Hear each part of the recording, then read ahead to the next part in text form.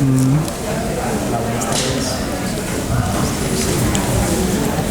Sí. Buenas tardes, hoy tenemos el placer de... No se oye. Sí.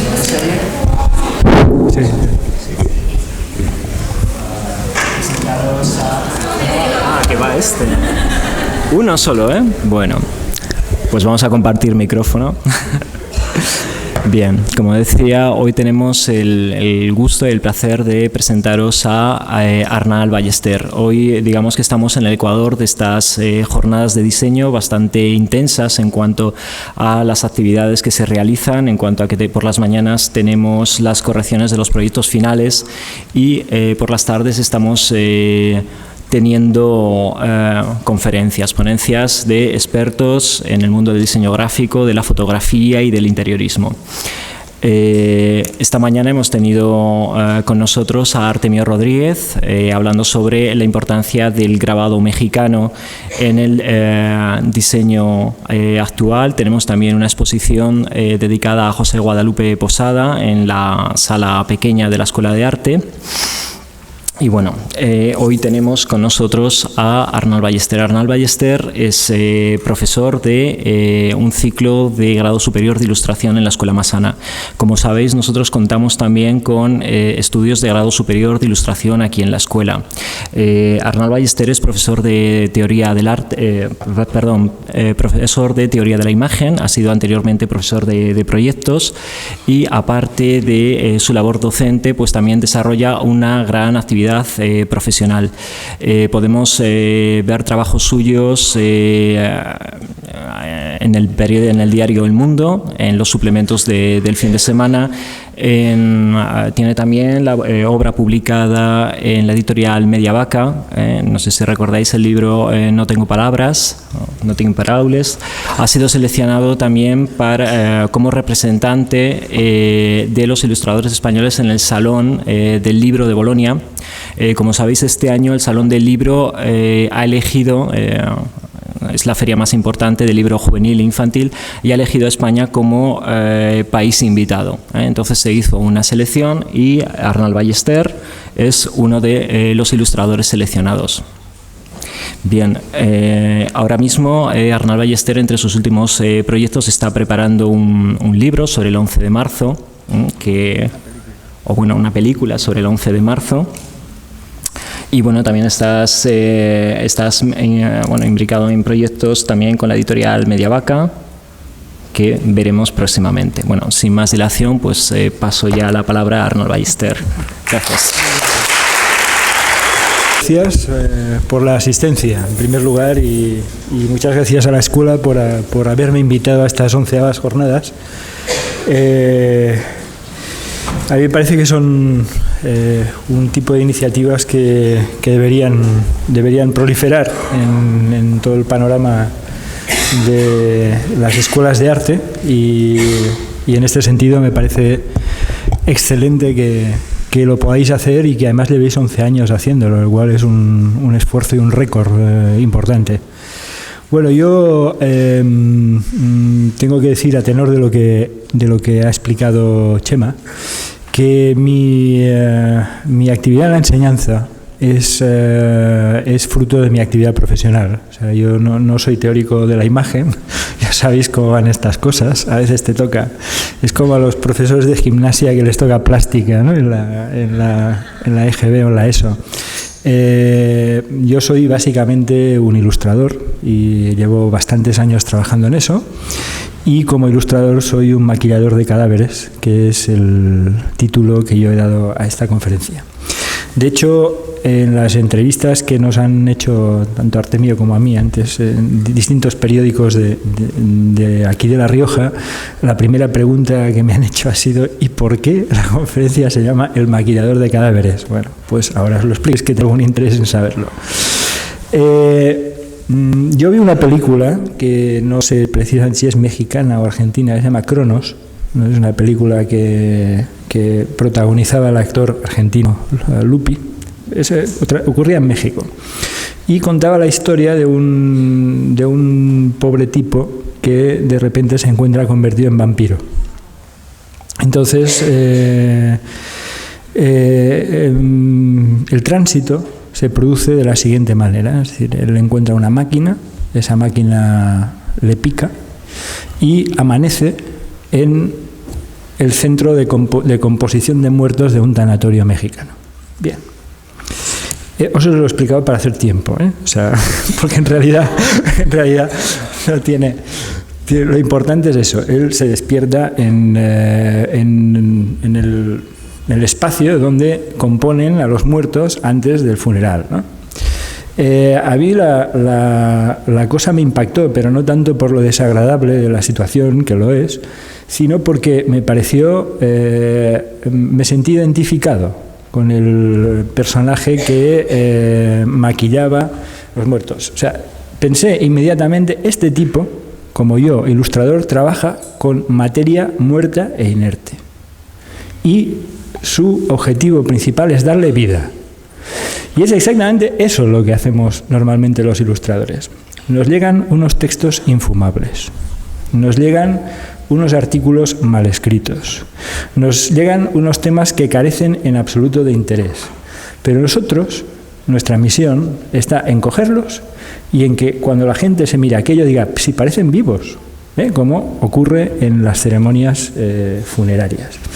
Y esa es la explicación del título de la conferencia. Decía Artemio esta mañana en su conferencia que existe esta división del arte entre las artes, ¿no? Las artes mayores y las artes menores. ¿Por qué se considera normalmente que la ilustración es un arte menor? Pues seguramente se considera que es un arte menor porque, por eso, porque lo que tenemos en nuestro trabajo se parece al de un maquillador de cadáveres. Pero, al mismo tiempo, el arte siempre ha sido eso, el mayor y el menor. Ha sido una forma de maquillar cosas que de otra manera no serían asumibles, consumibles y apreciadas, En ese sentido no existe ninguna diferencia, pero sí es verdad que por la naturaleza misma de nuestro trabajo, los ilustradores, ya por definición, tenemos que partir siempre de algo que nos viene dado. A mí eso me parece que está muy bien. O sea, esta mañana hemos visto el trabajo de Guadalupe puesta ahí, es que alguien que trabaja con esos materiales externos puede hacer grandes obras que luego las vemos aquí y se defienden por sí mismas. Y un poco esa es la parte buena del trabajo del ilustrador. Bueno, yo normalmente tengo también la suerte de poder seleccionar a veces lo que hago, no siempre, pero intento ser selectivo. Y mi método de trabajo, luego ya lo iré explicando a medida que vayamos viendo las imágenes, consiste en lo siguiente. Yo me leo una cosa e inmediatamente me olvido de ella. Entonces, a partir de que yo me olvido, puedo empezar a ilustrar esto.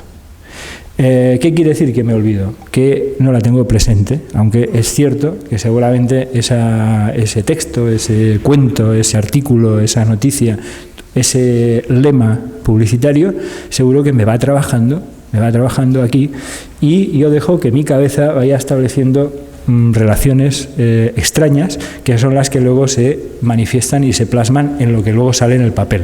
Luego sale lo que sale, pero de momento esta es la forma de trabajar. De hecho, lo primero que os quería enseñar es... Lo primero que os quería enseñar es... no es esto. No es esto, ya empezamos. Lo primero que os quería enseñar es esto. Esto es una hoja de papel como las que normalmente tengo encima de la mesa y que preceden todo mi trabajo. Observaréis que aquí hay dibujos, hay números de teléfono apuntados, hay direcciones, hay frases, hay una serie de cosas. He elegido esta como hubiera podido elegir otras. Estas cosas hago mientras olvidarme de lo que acabo de leer, o mientras alguien me llama por teléfono, o sencillamente mientras estoy papando moscas ahí delante de la mesa de trabajo. Lo interesante es que es de estas cosas de donde sale normalmente el material gráfico con el que yo trabajo. Siempre acabo encontrando en elementos como los que están aquí, aunque parezca que no tenga nada que ver, la clave para ilustrar las cosas más impensables. Y digamos que esto es así mantengo un cierto equilibrio entre el disgusto que me puede producir lo que tengo que ilustrar y el placer del trabajo, porque evidentemente este trabajo sin placer es mejor no hacerlo. Bueno, pues antes de ver ilustraciones concretas, pues os quería enseñar algunos despieces de dibujos como estos. De hecho, con estos dibujos, un día a un amigo mío, a mí no se me hubiera ocurrido nunca, se le ocurrió que podía hacer una exposición.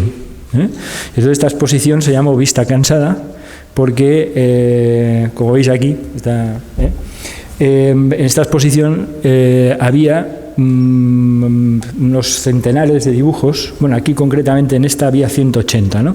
Pero es una exposición que ha ido corriendo por el mundo. La última vez creo que se hizo en Bogotá, si no recuerdo mal, y que eran dibujos de estos de margen, como los que habéis visto antes, recortados.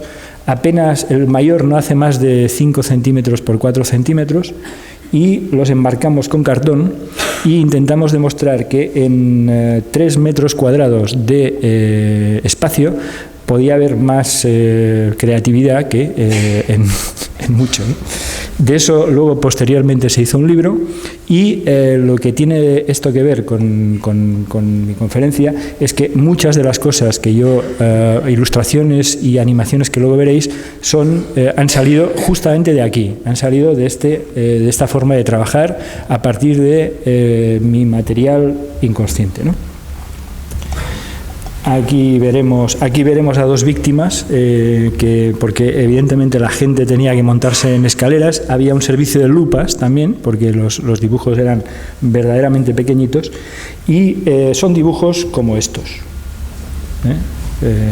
Bueno, se ve, no sé por qué se ve. A ver. Son dibujos como estos. Que conste que yo no sabía lo de Posadas, ¿eh? Eso, yo tengo... siempre he admirado a Posadas, muchísimo. Estos dibujos son súper pequeños, muy pequeños. Pasaremos rápido porque no tiene ningún interés, pero es para ver esto.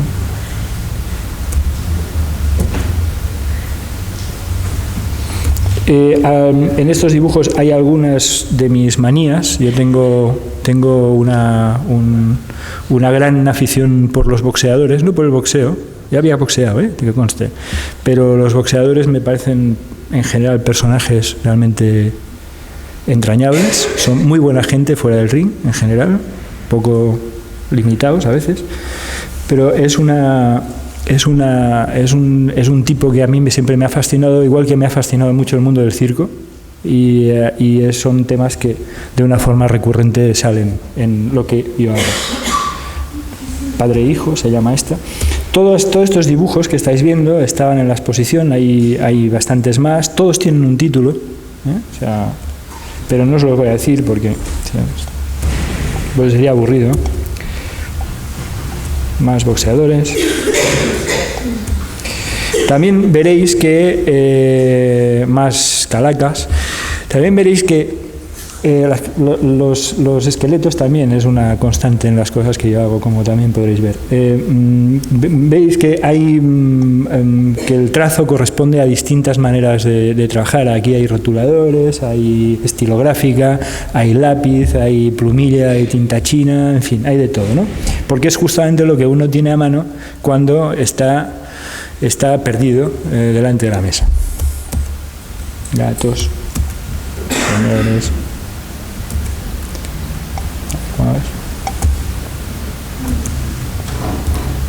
Este se llama el instalador de brosas. Sabéis que Joan Brossa tenía una...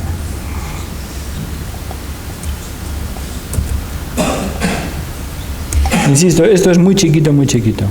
Aquí tenemos a Uburrey.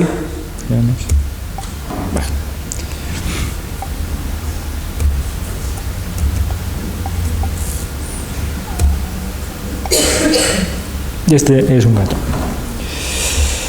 Entonces, por ejemplo, de dibujos así, aparte de ilustraciones, pues salen cosas como la que estáis viendo. Eso es un trabajo que hice para el ayuntamiento. Desgraciadamente este muro lo remozaron. Todas estas franjas que veis de color y tal han sido aplicadas posteriormente. Era una medianera salvaje y dibujé gatos porque los azoteas de la zona estaban llenas de gatos.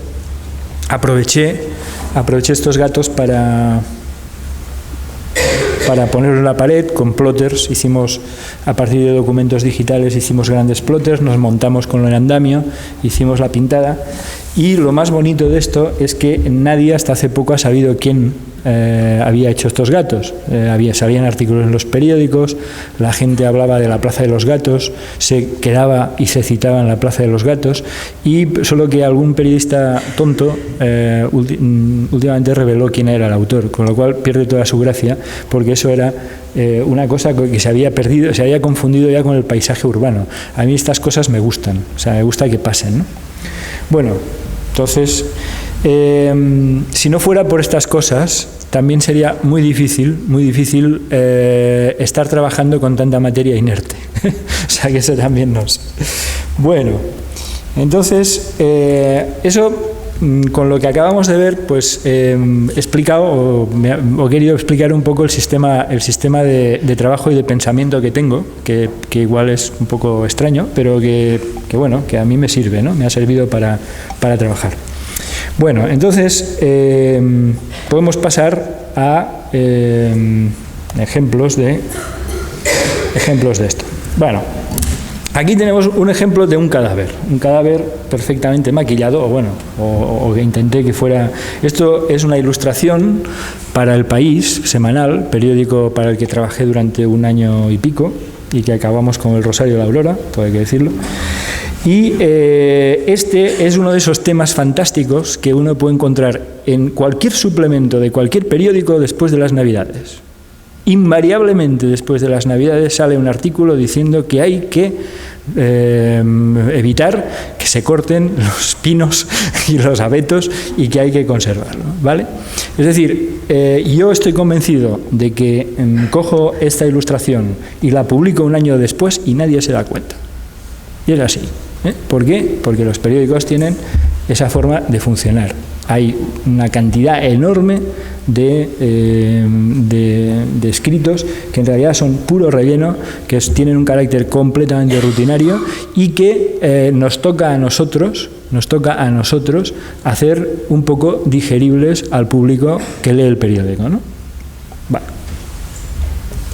Este es otro caso, no lo he puesto porque no me gusta especialmente, pero explica también ese asunto necrósico del que yo estoy hablando. Esta es una de las viñetas que yo hago semanalmente para el Diario del Mundo, para su suplemento de informática. Ocurrió que yo tenía que marcharme de viaje unos días antes de la entrega, ¿no?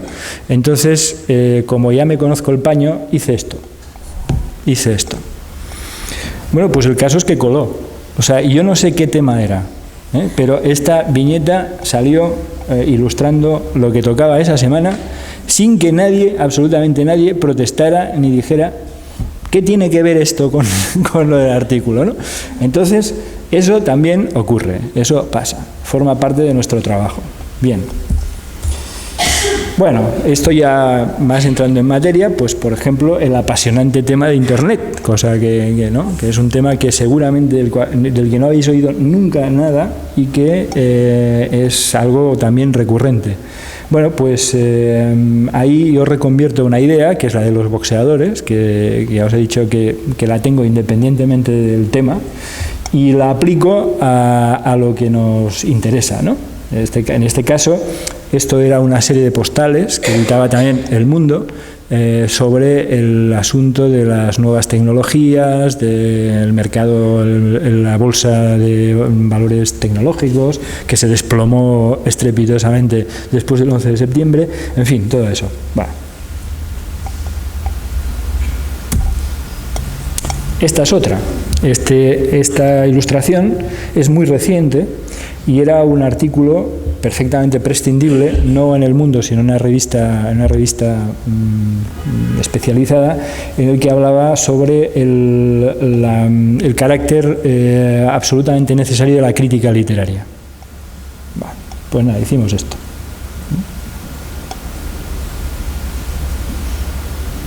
Bien.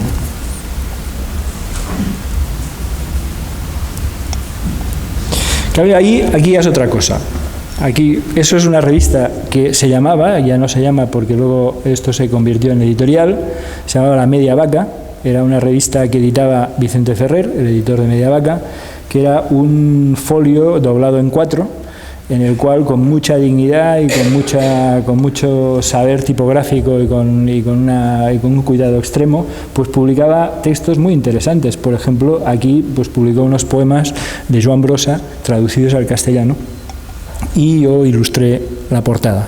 Eso sí que son esos trabajos que te gusta hacer, ¿no? Y los haces.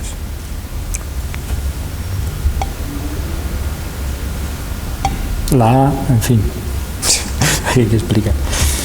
Bueno, esto también me gustó, a pesar de que fue para el suplemento dominical del País. Esto era un relato de Juan B., un escritor catalán, en el que explicaba la caída en desgracia de unos de estos tipos que a lo mejor podemos ver en Crónicas Marcianas, ¿no? Una especie como de playboy de folclórica, ¿no? Y que, bueno, cae en desgracia y tal. Entonces yo hice una imagen del ángel caído, pero utilizando elementos tan castizos como pueden ser las banderillas, ¿no? Y ahí lo tenemos, ¿no? O sea, pues esto de vez en cuando ocurre. Es decir, ocurre que te cae en las manos algo que te interesa, que te da juego y que te lo pasas bien. Luego el resultado de eso ya lo tenéis que juzgar vosotros. Pero yo me lo pasé bien haciéndolo. Y nada, eso se publicó.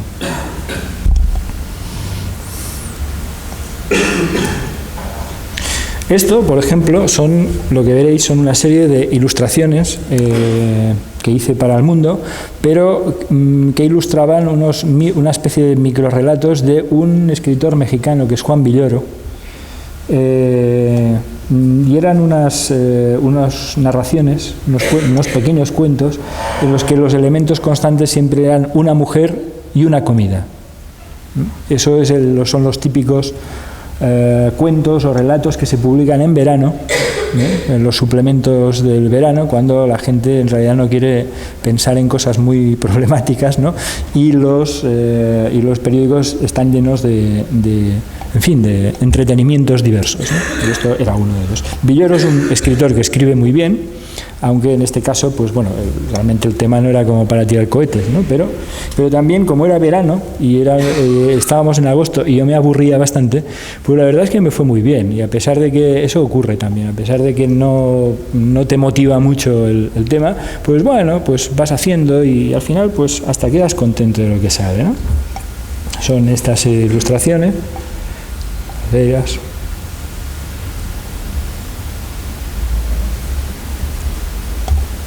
Este es Carlos Gardel, salía en el...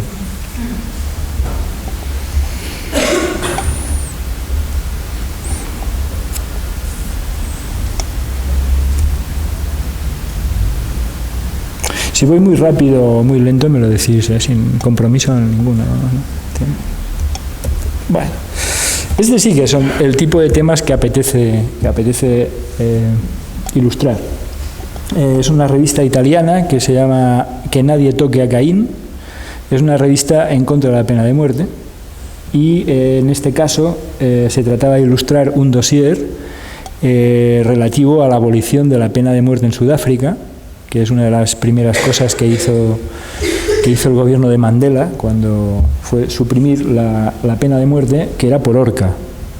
Evidentemente mataban a la gente de muchas maneras, pero la oficial era por horca.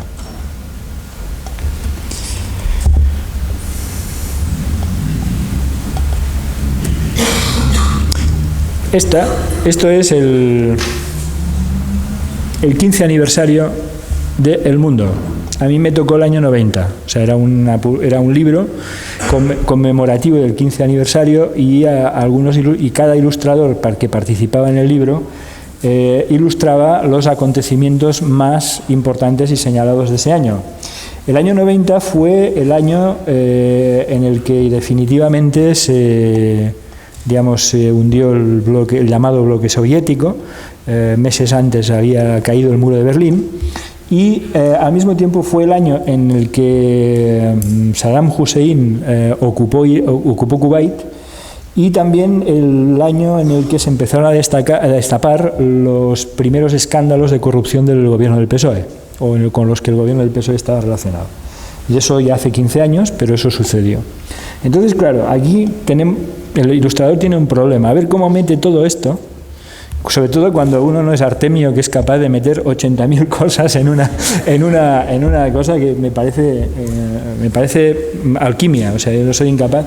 ¿Cómo mete cosas tan dispares?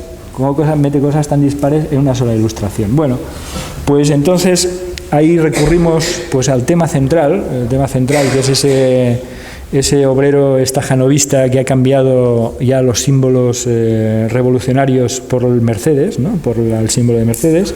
Eso a mí me parecía que era una de las características de la unificación y de la caída del bloque. Vemos también en pequeñito a los burócratas que saltan en paracaídas, cosa que han hecho y les ha ido mejor que a los otros.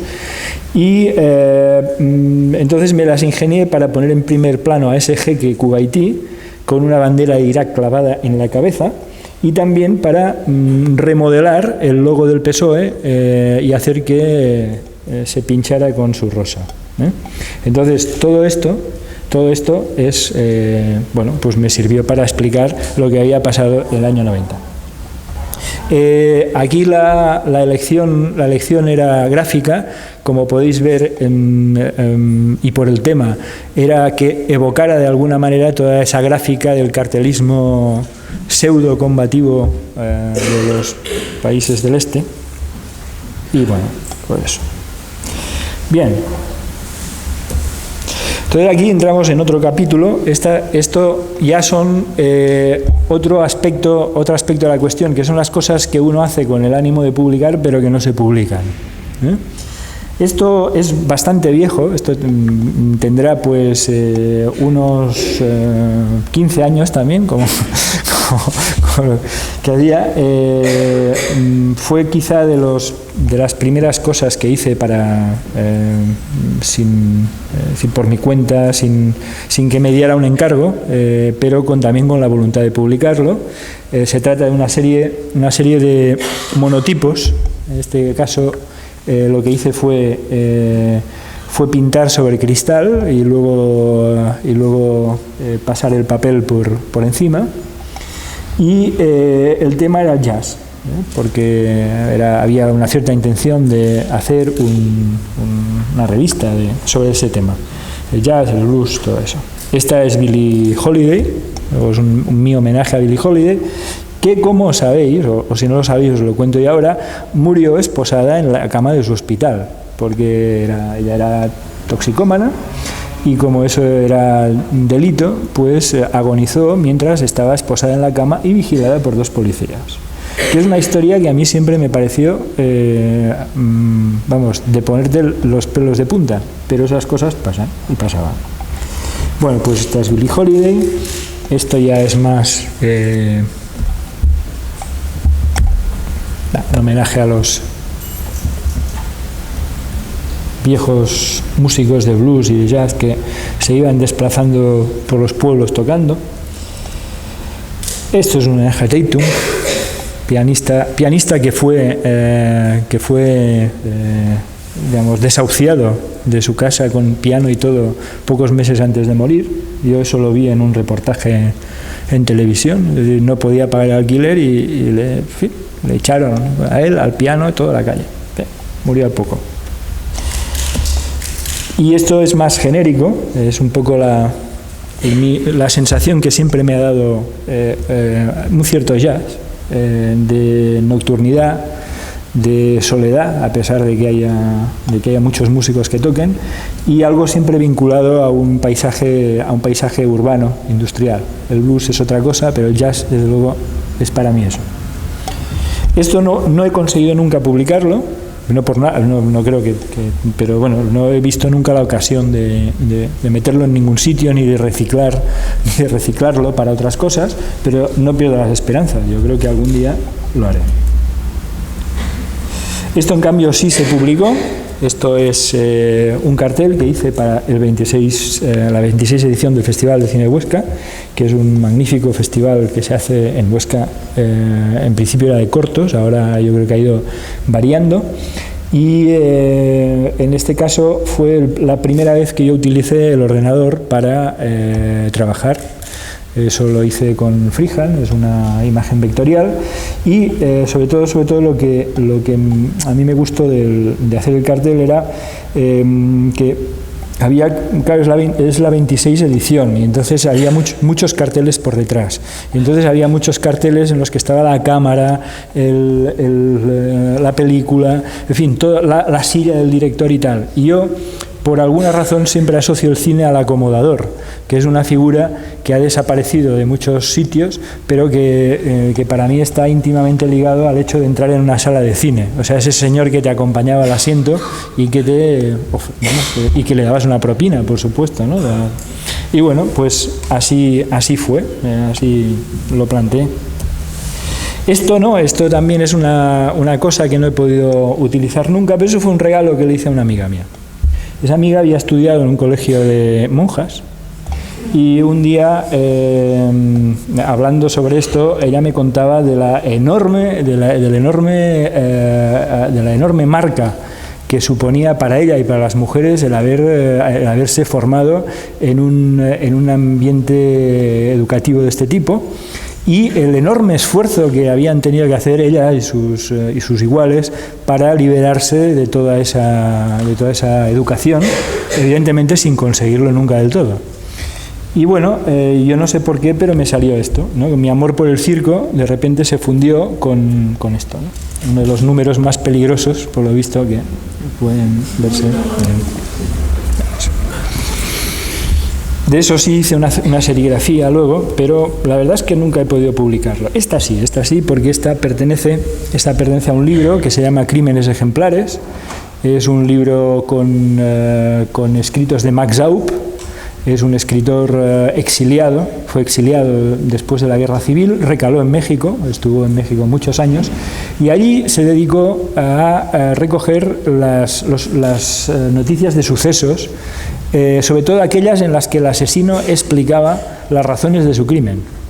Entonces ese libro lo editó Mediavaca, Los Crímenes Ejemplares, y 20 y tantos ilustradores nos cogimos uno de los crímenes y lo ilustramos. El mío decía algo así, luego lo veréis mejor, pero decía: antes muerta, me dijo, y yo lo único que quería era darle gusto. Entonces ahí también, por esas cuestiones extrañas, para mí mi problema a la hora de ilustrar eso era cómo ilustrar la anticipación, ¿no? Es decir, antes muerta, ¿no? O sea, es algo que no está pasando, sino es una advertencia o una exclamación.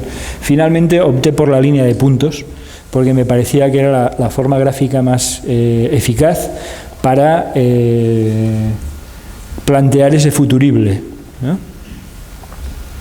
De eso luego veréis una animación. Y, bueno. Esto es una ilustración para un cartel, es un cartel para unas jornadas de animación a la lectura que se hacen todos los años en Arenas de San Pedro, provincia de Ávila.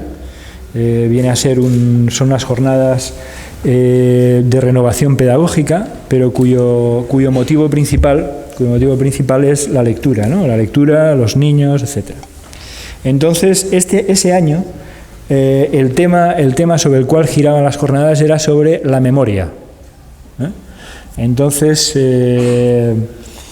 a mí se me antojó que la memoria es esto, ¿no? Es decir, es mirar hacia otro lado, mientras el caballo te lleva a otro sitio, ¿no?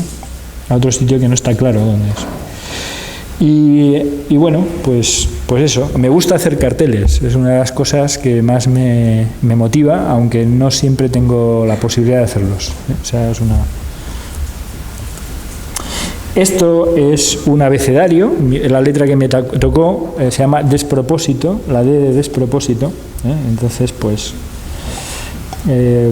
bueno, veis, es un collage, viene a ser un collage, ¿no? Un dibujo, en fin. Esto es una ilustración, bueno, una ilustración no es verdad, esto es una imagen que me pidieron para una exposición sobre el aniversario de Alicia. Entonces, bueno, yo hice esto un poco para preguntándome qué quedará de Alicia cuando hayan pasado todas las televisiones por cable por encima, ¿no? Y bueno, pues, en fin, esto es. No, ahí no.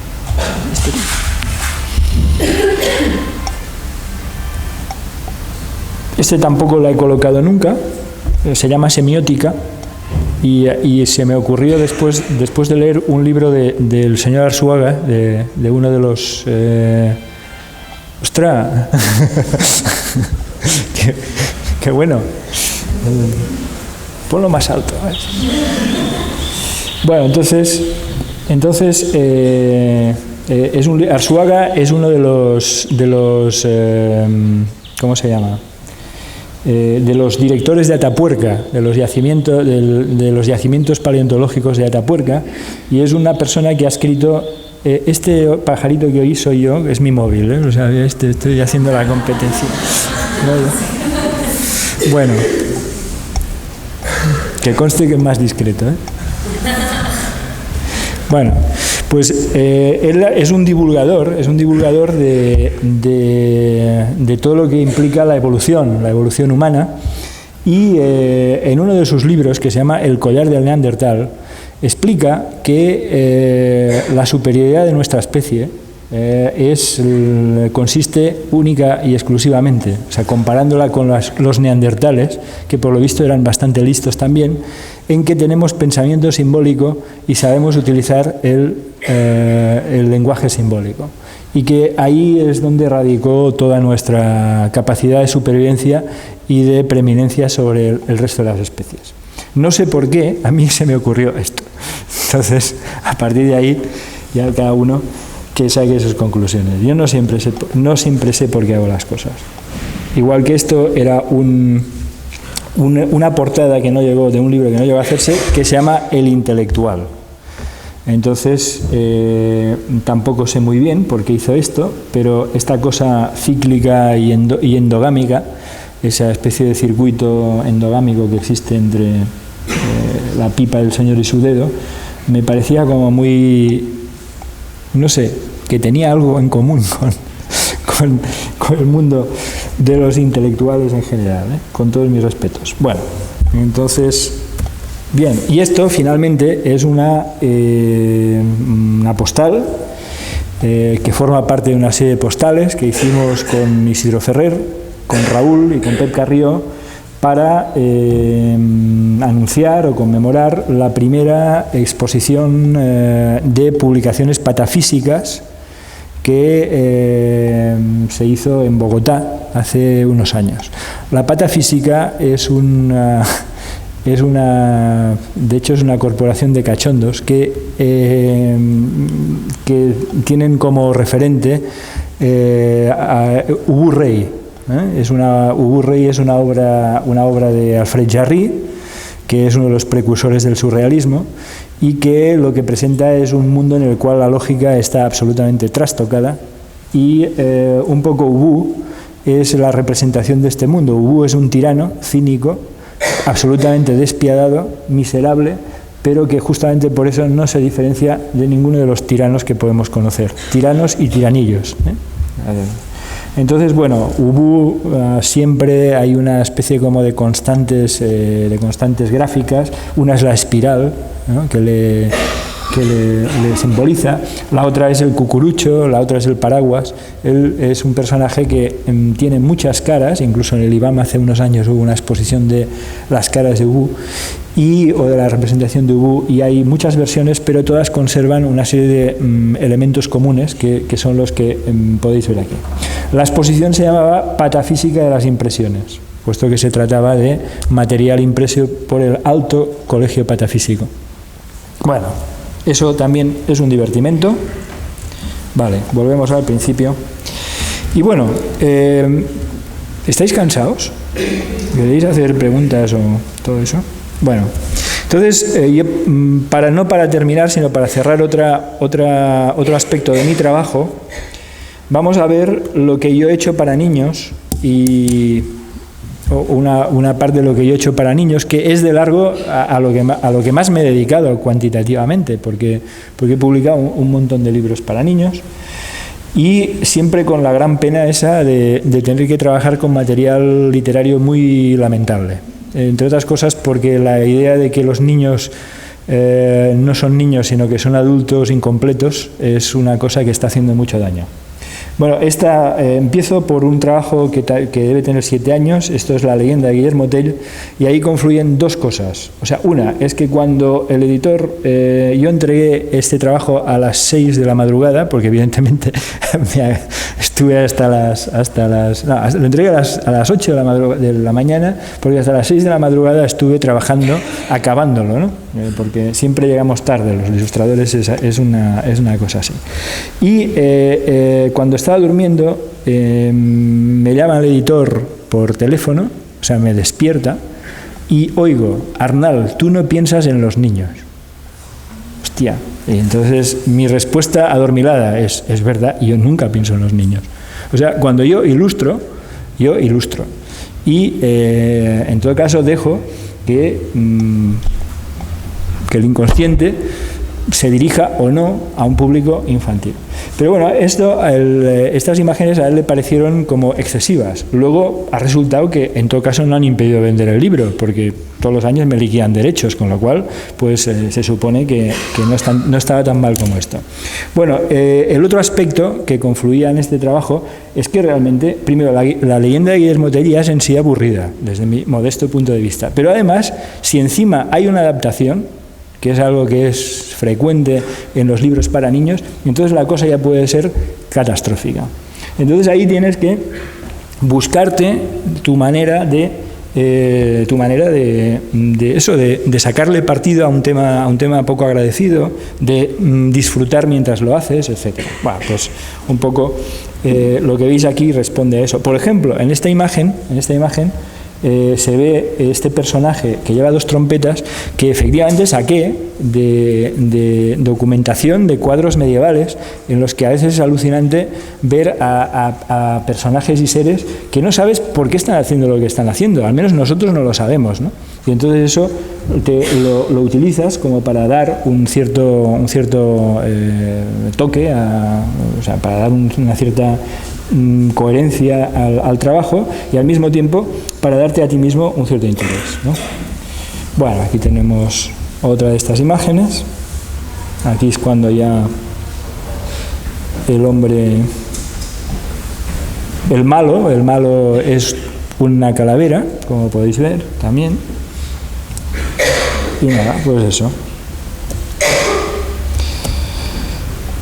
Esto, en cambio, tiene bastantes más años. Esto es uno de los trabajos que yo quiero más, de todos los que he hecho. Eran una serie de libros cuyo tema era el arte contemporáneo, que es uno de los temas que a mí también me ha interesado. Era una serie de libros que, en realidad, tenían la excusa del arte contemporáneo para crear un cierto juego y un cierto divertimento. Esos libros pues se publicaron, funcionaron, y como es normal pues ya están descatalogados y guillotinados, que es una de las características del mundo de la edición española. Se llaman Los artísticos casos de Fricandó, y este es el primero de ellos. El tema en este caso era el surrealismo.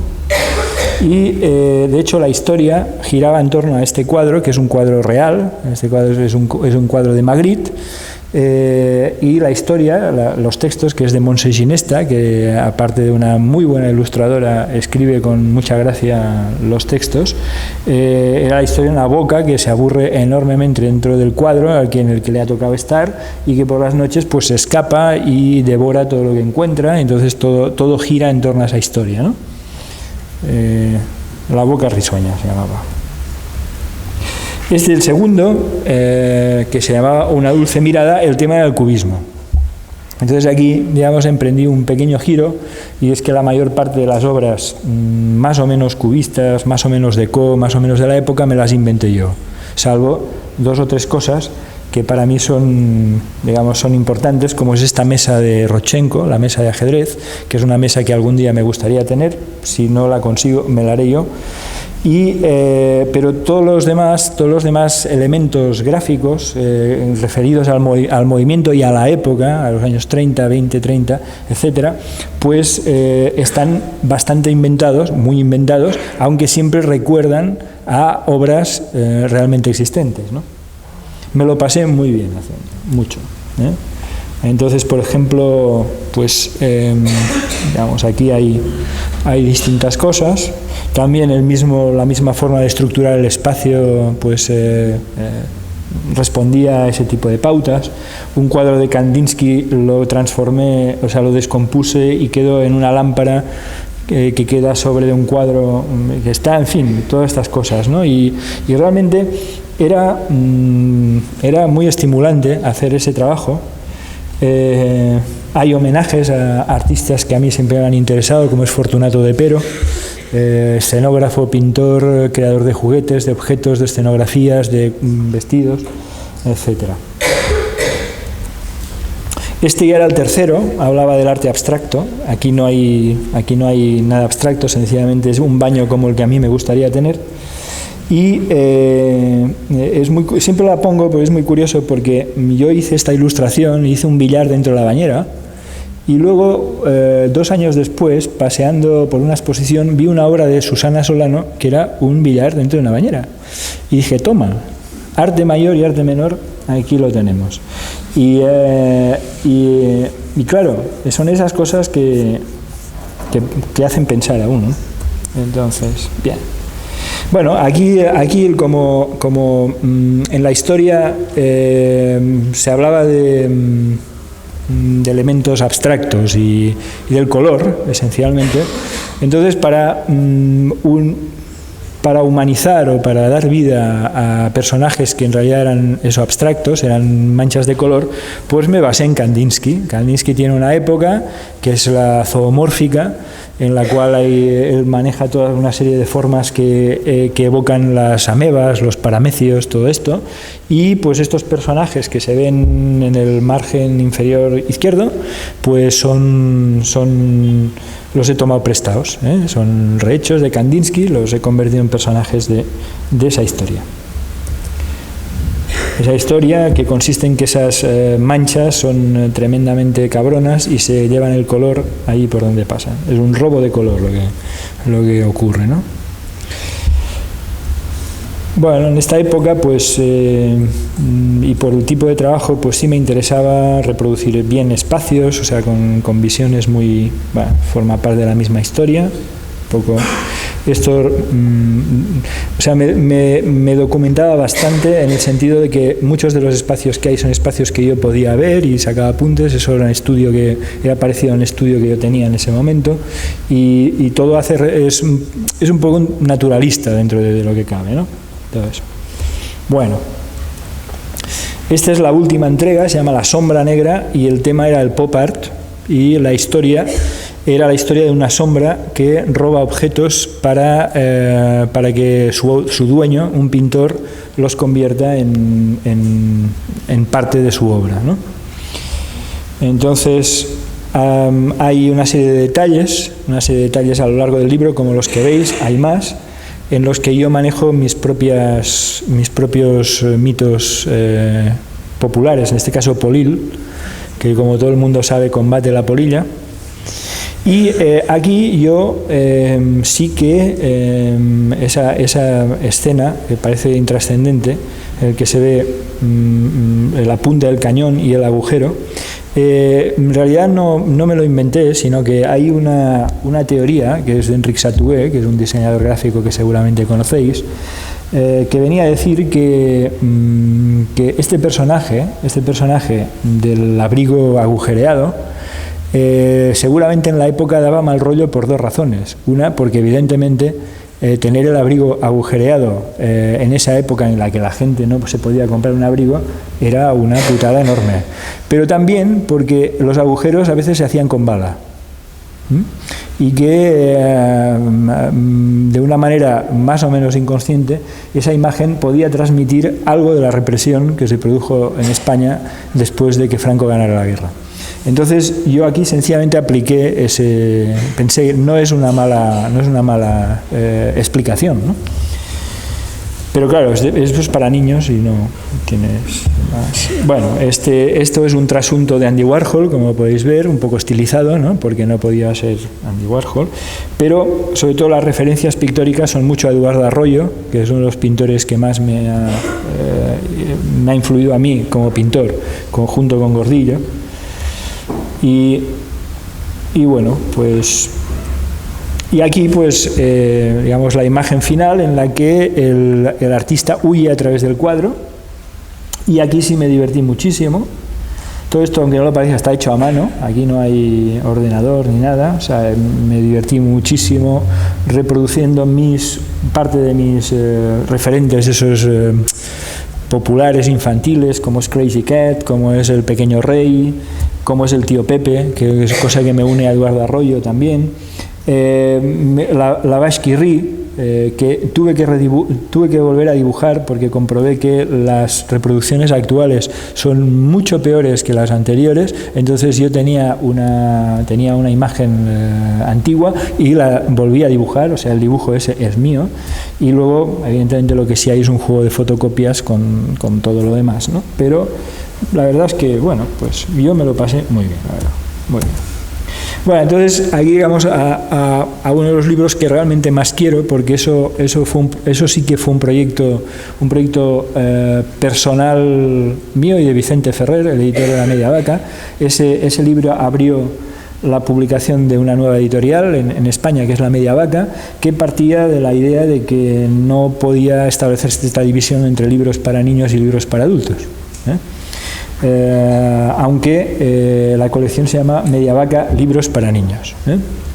Entonces, yo para el trabajo, que estuve 1 año y pico trabajando en ello, mientras hacía otras cosas, por supuesto, partí de varias premisas. Uno, que ya sería hora que apareciera algún libro en el cual no hubiera texto, porque para lo que hay que leer, entonces igual es posible publicar o montar una historia a través solo de las imágenes, cosa que no es nueva porque ya se ha hecho, porque grandes grabadores, ya que estamos como Franz Masel, ya hacían novelas ilustradas. Yo soy un humilde discípulo de Masel en muchas cosas y me interesaba eso, es decir, la posibilidad de explicar una historia sin que hubiera texto. El segundo elemento de eso era el hecho de que solo fueran imágenes. Ofrecía una posibilidad de que las historias se multiplicaran, porque evidentemente no es posible, salvo en la señalética, dicen, obtener imágenes unívocas, y eso a los dos, tanto al editor como a mí, nos interesaba mucho, porque era la posibilidad de hacer un libro que pudiera tener tantas versiones como gente leyera.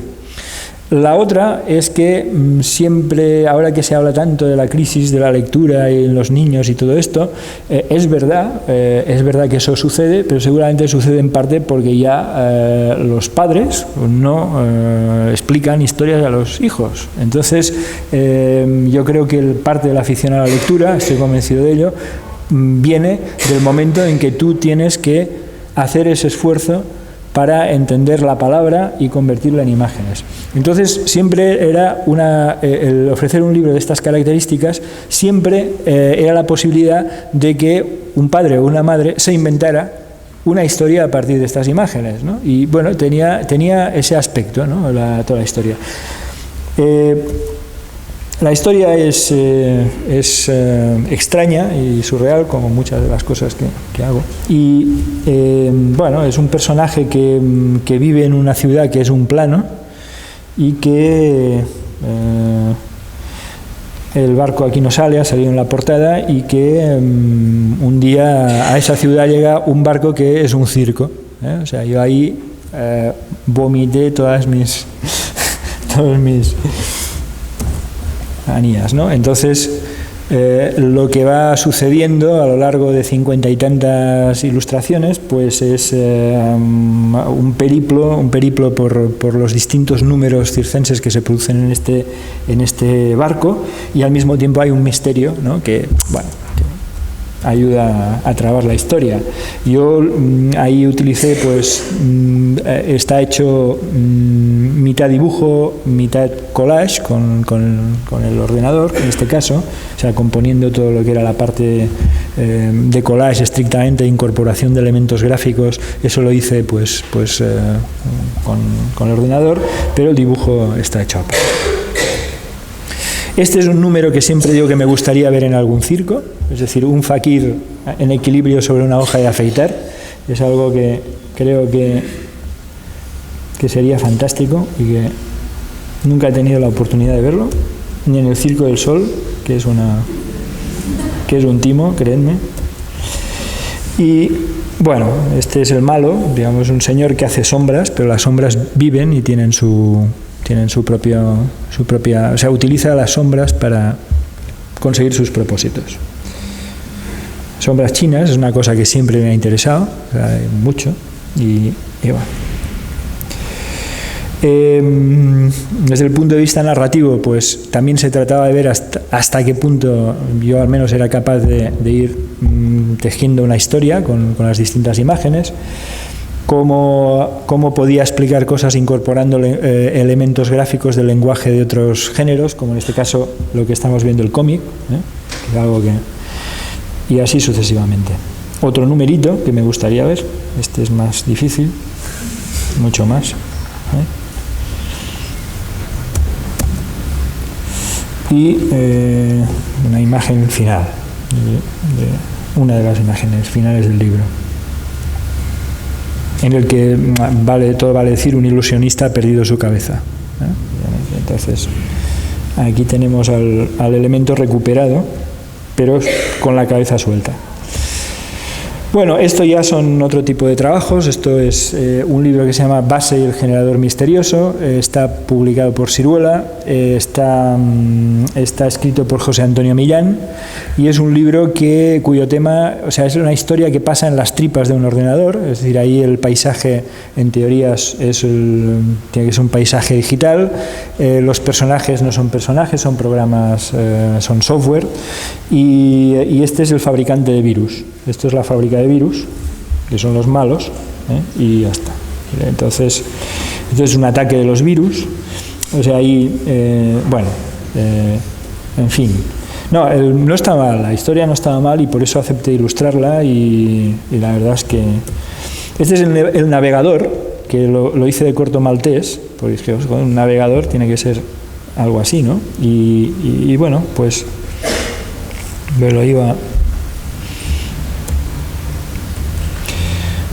Aquí lo tenemos. Es un libro en el cual se combinan,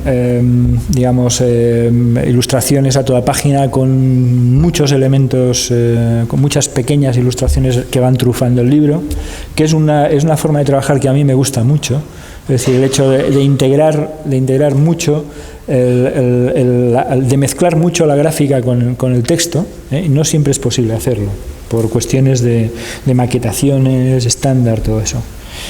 Bueno, entonces, por último, este sí que es un libro muy reciente. Bueno, ya tiene 2 años y medio. Está publicado por Ecaré, que es una editorial venezolana.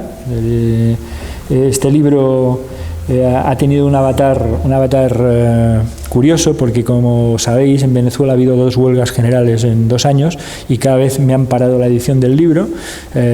Mi corazón estaba no con los huelguistas, sino con la otra parte, tengo que decir, pero realmente era una putada eso, porque bueno, el libro estaba saliendo y tenía que salir y no salía. Finalmente salió en Bolonia el año pasado y ahora se está distribuyendo en España.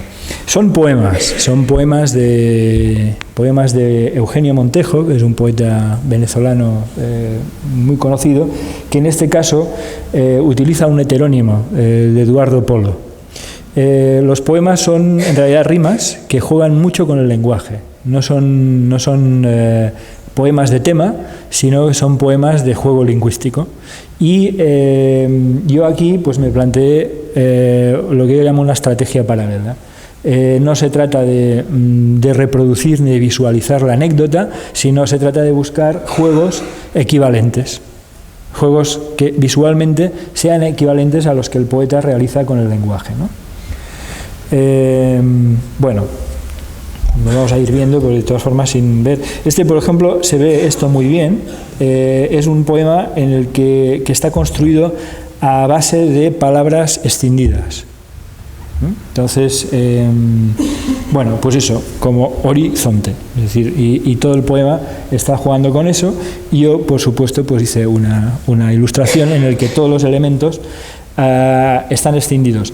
Fui inconsecuente, porque la chica no está escindida, pero tengo que confesar que me daba pena, pero lo estuve pensando muy seriamente.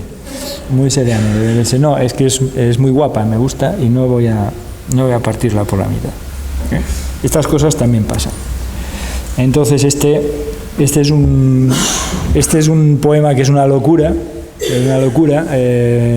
y entonces hice una locura, o sea, no.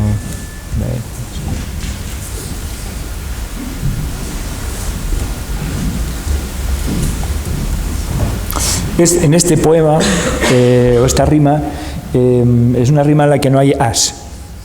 Desaparece la a. Y tiré por el camino fácil, pero me gustaba la composición esta. Y como si fuera una enciclopedia o algo, ¿no? Y quitándola.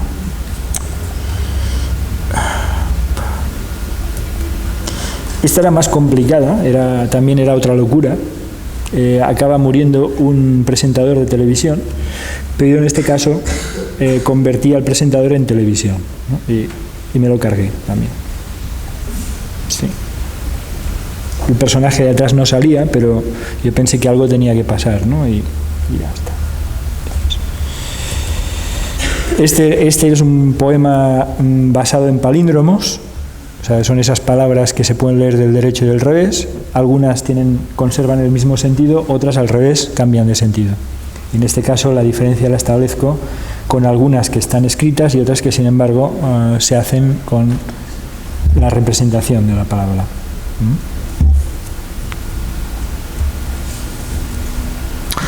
Esta es otro poema que está construido a base de invertir el orden de las sílabas. Entonces hay una inversión general y veamos. Este es un poema tremendo de un alacrán pianista que cada nota que saca mata a alguien, y dije, bueno, pues a ver, ahora hacemos eso. Pero como es para niños solo puse 2 muertos. Y esa es es un poema que habla de un gato aristócrata, y aquí pues como el poema tenía un trasfondo urbano, pues hice un homenaje a Jim Flora, que es un ilustrador que se especializó mucho en carátulas y carteles de jazz, y que a mí me gusta mucho, me parece un ilustrador fantástico, y este gato está tratado en parte como a la manera de Jim Flora, el fondo y todo eso.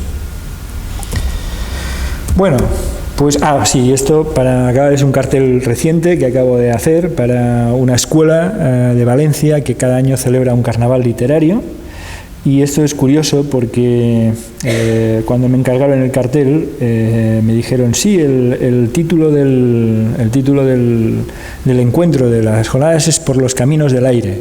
Vale, muy bien, pues yo hice un hombre bala, siguiendo mi fidelidad al circo. Y claro, el problema es que me enviaron una carta que yo no encontré, en la que me decían que ese era el título, efectivamente, pero que el año estaba dedicado al Quijote, a Andersen y tal. Y bueno, pues cuando encontré la carta, pues yo ya había entregado el cartel y el cartel estaba impreso y llamo y me dicen, oye, está muy bien, pero es que no acabamos de entender la relación entre el hombre bala y el Quijote. Claro, entonces tienes 5 décimas de segundo para dar una respuesta inteligente. No la di, pero luego más tarde tuve que decir la verdad. O sea, lo siento, pero no sé qué va.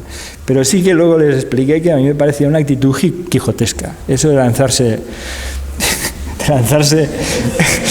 al aire con un cañón me parece, vamos, la quinta esencia de lo quijotesco. Y sobre todo cuando hay tarifas mini, en fin, hay cantidad de medios para volar, cómodamente, y uno no se va a tirar. Los hombres bala, desgraciadamente, han desaparecido del circo. Creo que por este lado... Bueno, entonces, estáis cansados, de verdad, ¿eh? A veces tengo la sensación de que... Bueno, entonces... Más o menos eso. Y luego, pues hace 2 años, o 3, a mí en realidad lo que me hubiera gustado siempre hubiera sido hacer dibujo animado, ¿eh? No en contraposición al otro, pero era una cosa que me gustaba desde siempre.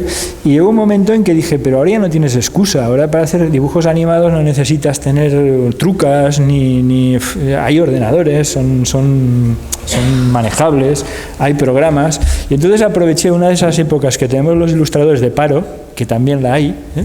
Y entonces en esas épocas tienes 2 posibilidades. Una es desesperarte y buscar trabajo como un gilipollas y toparte con... O la otra es decir, hombre, ahora siempre te estás quejando de que no tienes tiempo, pues ahora tienes, ya está, ¿no? Y entonces decidí que iba a hacer animaciones. Y entonces empecé a hacer animaciones y la verdad es que ahora lo tengo eso un poco parado, pero fue bastante bien porque a partir de cosas que he ido haciendo yo por mi parte de una forma muy artesanal y utilizando pues eso, el flash y esto, pues luego hice algún trabajo del que podréis ver alguna parte pues para Digital Plus, para unas páginas web de fundaciones, etcétera, y todo eso.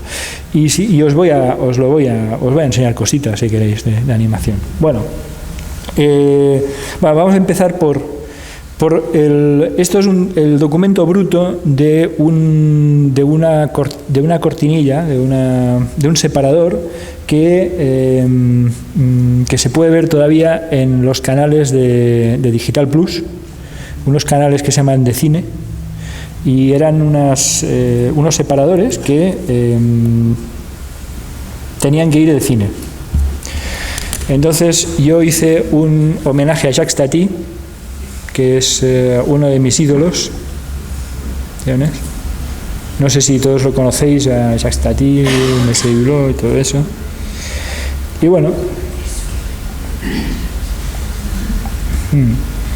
es un cómico así muy... Claro.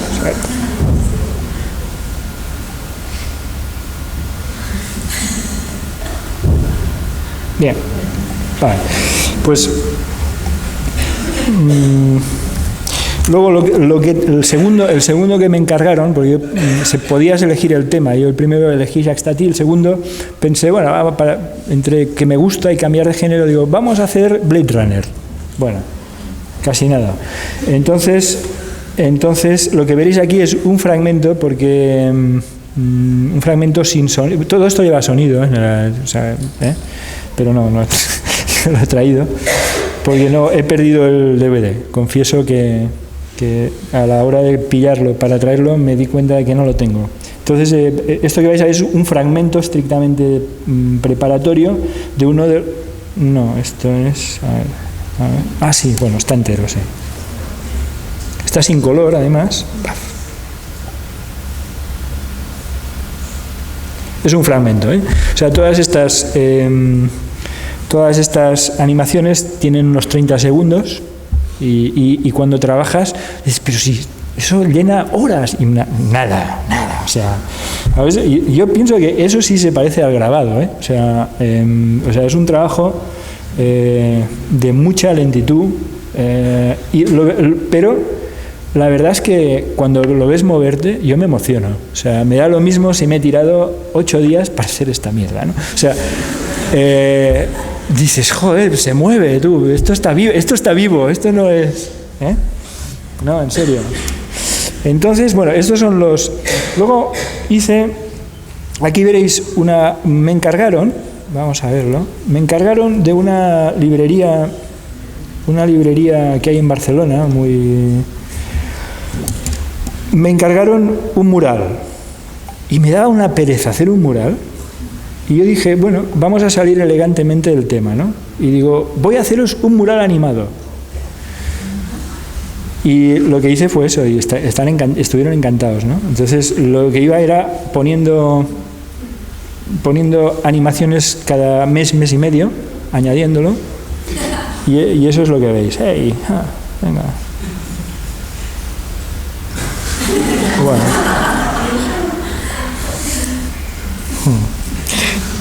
Todas las cosas están relacionadas con algún texto. Esto está en catalán, lo siento. Esto es la definición de la palabra clepsidra, que es un reloj de agua.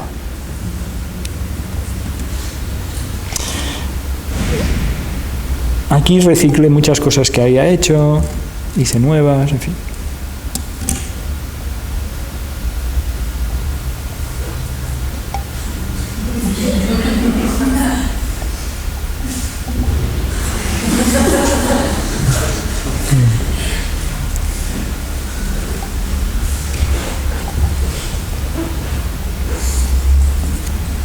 Clepsidra, reloj de agua en catalán.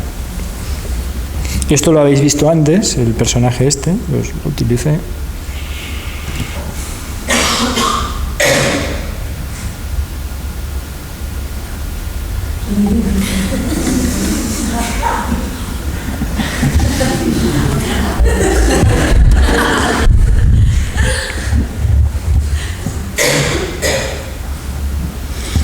Esto también, lo siento, también está en catalán. Es de un libro que se llama Planilandia. Uy. Necesito... aquí. Esto también lo habéis visto.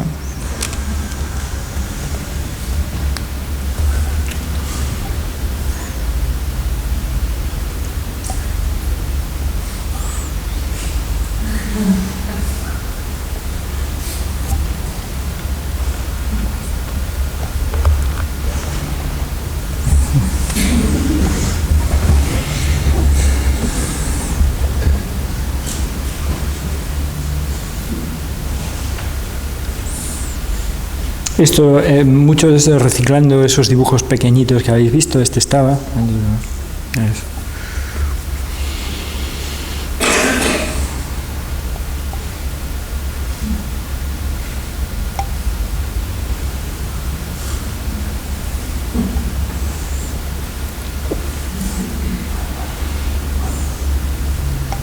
La cita no tiene nada que ver, pero la puse porque tenía que poner algo literario.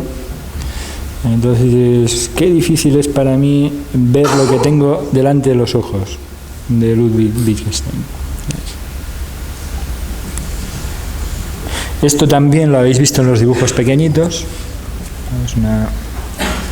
Eso de hecho debía ser una historia que no concluyó. Algún día a lo mejor. Pero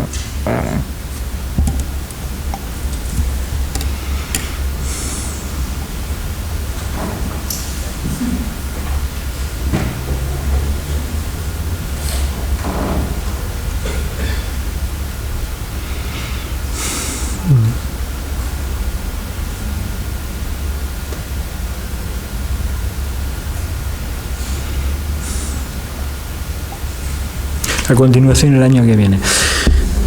Entonces esto está así.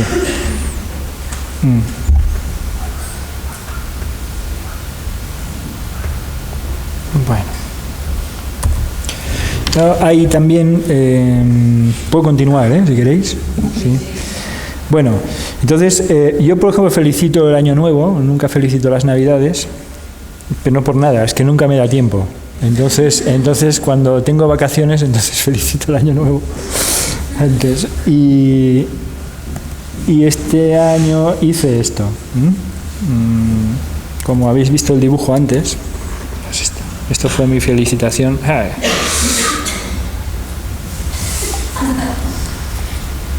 Es desde el año anterior, es verdad.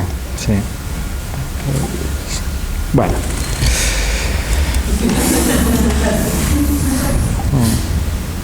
Bueno. Entonces, más. A ver. Estos, afortunadamente para vosotros, son cortos, muy cortos. Esto es un trabajo que hice para la Fundación Caixa de Cataluña, que tiene un espacio de creación. Me encargaron, entonces utilicé este personaje. Ellos son los propietarios de La Pedrera, que es esa casa de Gaudí, y el tema era la pedrera.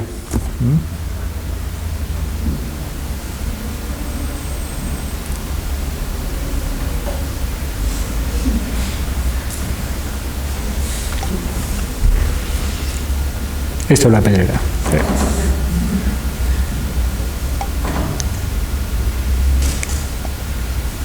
Bien. Y luego, tengo una serie de cortinillas, son 9, son muy cortas, que eso sí lo hice para el Festival de Cortos de Animación de Barcelona, que se llama Chinachita. Esas cortinillas, este festival, estas cortinillas son no de este año pasado, sino del anterior, y se hizo en la plaza esa donde los gatos. Entonces las cortinillas hacen referencia siempre a la película que viene detrás, o sea que igual no. Y no las tengo pegadas, lo siento.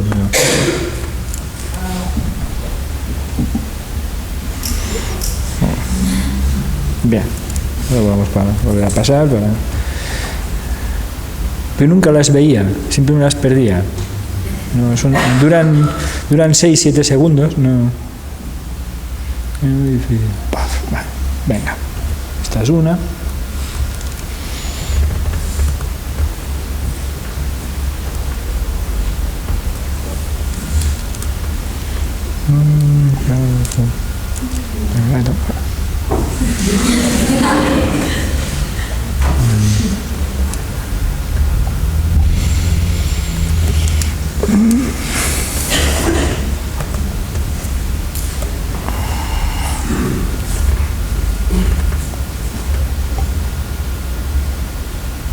Este también lo habéis visto, ¿verdad?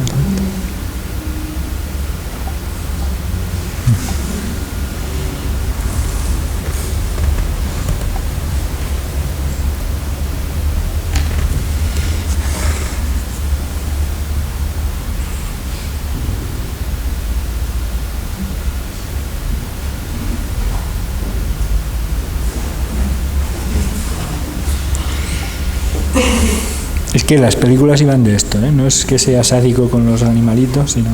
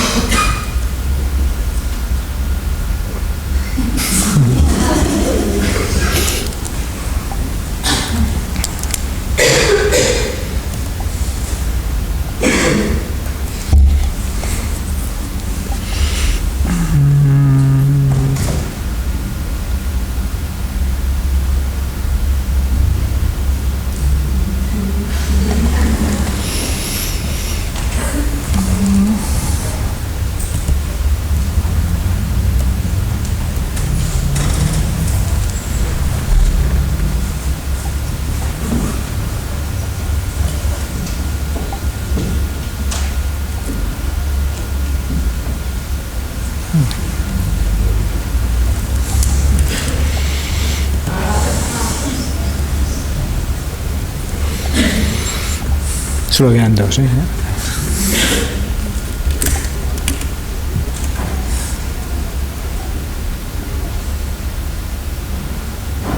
Esta es la media parte,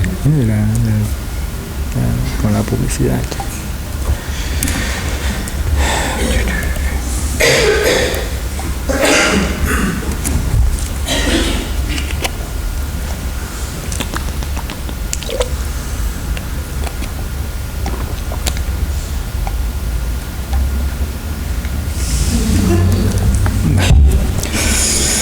Pues es lo que hay, queridos amigos y amigas.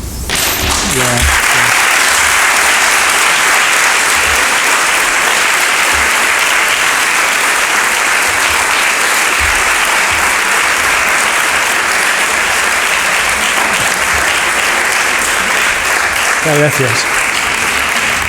¿Son condiciones del encargo o...? No. Me parece que es un partido estupendo. Gracias. Pues sí, no, a ver, hay veces en que los libros son a dos tintas, pero lo que habéis visto aquí, salvo el de Siruela, el del ordenador, las otras cosas a dos tintas porque me gusta mucho trabajar a dos tintas. O sea, me parece lo más difícil del mundo, las dos tintas y el blanco y negro. O sea, ahí sí que estás en pelotas, ¿eh? O sea, ahí lo que sabes lo demuestras ahí, ¿eh? Con el colorín, con los recursos, los efectos y tal, y a veces es muy fácil tapar las vergüenzas. En cambio, a mí me parece que cuando tienes pocos recursos es cuando, en todo caso, esté bien o esté mal, demuestras lo que eres. Ahí.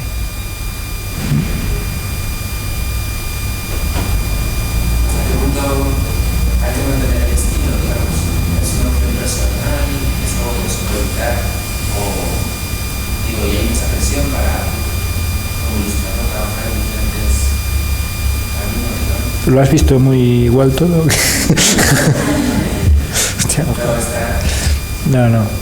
no, es una pregunta. A ver, la tendencia es que mantengas el estilo entendido como una serie de recursos gráficos o de tics, que es peor. Entonces sí que hay esa tendencia en España existe, pero es más matizada. Por ejemplo, en Estados Unidos es absolutamente obligatoria, es decir, si tú presentas algo en el que exhibes una serie de registros distintos se desconciernan, pues lo que van es a buscar es una herramienta, ¿no? Tú eres una herramienta que ellos utilizan, ¿no? Pero el mercado, yo creo que lo que actúa más para que tú mantengas no el estilo, sino los tics, es las condiciones de trabajo. O sea, el hecho de que tengas que trabajar muy rápido, sin pausa, con pocas posibilidades de reflexionar sobre lo que estás haciendo, en realidad lo que te aboca es a utilizar los recursos ya sabidos. Entonces ahí sí que... Y es algo que tienes que contrarrestar. Por eso yo recomiendo aprovechar los momentos de paro para eso. Sí. Sí.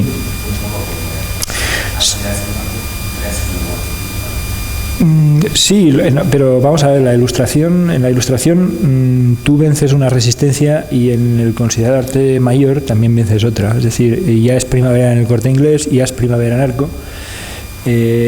Ahora se lleva la fotografía, ahora se lleva el videoarte, ahora se lleva... Y eso es así. Y los artistas que están en el circuito del arte a mí me recuerdan como la paloma de Kant. No sé si sabéis, ¿no? La historia esa que explicaba el filósofo que decía que había una paloma que pensaba que sin aire podría volar mejor, ¿eh?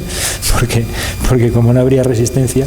Entonces, en realidad no es así, es decir, nos movemos todos en una resultante de fuerzas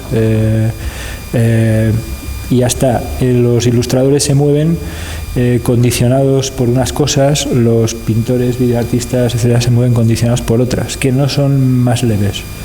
Y yo creo que en la ilustración tú puedes desarrollar un lenguaje perfectamente como lo puedes desarrollar como pintor, como videoartista, como instalador. Bueno, lo importante es que tengas algo que decir, eso sí es importante. Mucho. ¿Perdona? Pues, a ver, como lector, sí. Yo no leo cómics actualmente porque encuentro pocos que me interesen. Ya lo último que he leído es lo de La ascensión del pequeño mal, que es un cómic que os recomiendo, de David B., un francés.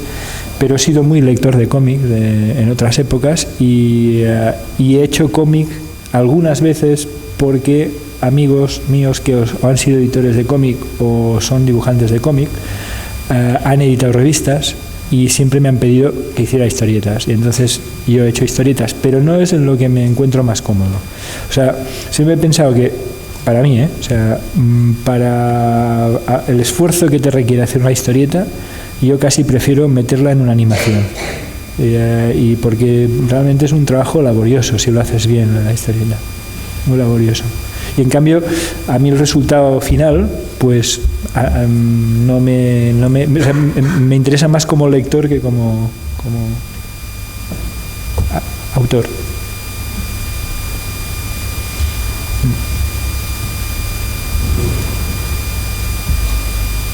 Hay hambre, ¿eh?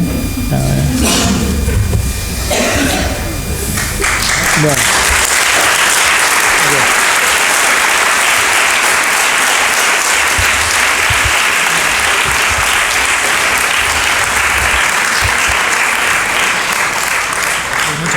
Muchas gracias. Os recordamos que mañana a las 12:30 os convocamos a...